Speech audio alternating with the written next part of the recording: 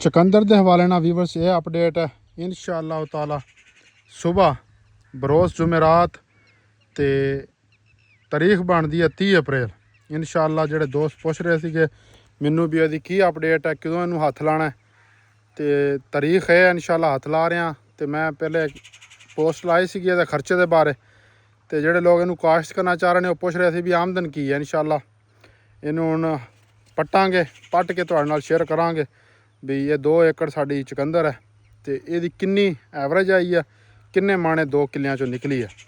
ਤੇ ਬਾਕੀ ਇਲਾਕੇ ਵਾਸਤੇ ਜਿਹੜੇ ਦੋਸਤ ਨੇ ਮੇਰੇ ਇਲਾਕੇ ਦੇ ਮੈਨੂੰ ਦੇਖ ਰਹੇ ਨੇ ਤੇ ਉਹਨਾਂ ਵਾਸਤੇ ਮੈਸੇਜ ਹੈ, ਪੈਗਾਮ ਹੈ, ਇਤਲਾਹ ਹੈ ਕਿ ਅਗਰ ਕਿਸੇ ਦੋਸਤ ਨੂੰ ਮਾਲ ਡੰਗਰ ਦੇ ਪੱਠੇ ਵਾਸਤੇ ਜਿਹੜੇ ਪੱਤੇ ਵਗੈਰਾ ਲੈ ਕੇ ਜਾਂਦੇ ਨੇ, ਉਹ ਅਗਰ ਕੋਈ ਮਾਲ ਡੰਗਰ ਦੇ ਪੱਠੇ ਵਗੈਰਾ ਤੋਂ ਤੰਗ ਹੈ ਤਾਂ ਆ ਸਕਦਾ ਹੈ, ਇਹਦਾ ਪੱਤਾ ਛੱਤਾ ਇਹਦਾ ਲਿਜਾ ਸਕਦਾ ਹੈ ਫ੍ਰੀ ਆਫ ਕੋਸਟ। ਤੇ ਮੋਸਟ ਵੈਲਕਮ, ਉਹਨਾਂ ਨੂੰ ਖੁਸ਼ ਆਮਦੀਦ ਕਹਾਂਗੇ। ਸੁਬਹ ਆਉਣਾ ਜੁਮੇਰਾਤ 30 ਅਪ੍ਰੈਲ ਤੇ ਆਪਣਾ ਪੱਤਾ ਛੱਤਾ ਤੁਸੀਂ ਲਿਜਾ ਸਕਦੇ ਹੋ। ਉਸ ਤੋਂ ਬਾਅਦ ਇਨਸ਼ਾਅੱਲਾਹ ਲੇਬਰ ਲੱਭ ਗਈ ਹੈ ਤੇ ਲੋਡ ਕਰਾਂਗੇ ਤੇ ਤੁਹਾਨੂੰ ਅਪਡੇਟ ਦੇਵਾਂਗੇ। ਠੀਕ ਹੋ ਗਿਆ ਵੀ ਚੁਕੰਦਰ ਕਿੰਨਾ ਕੁ ਬਚਾ ਰਹੀ ਹੈ।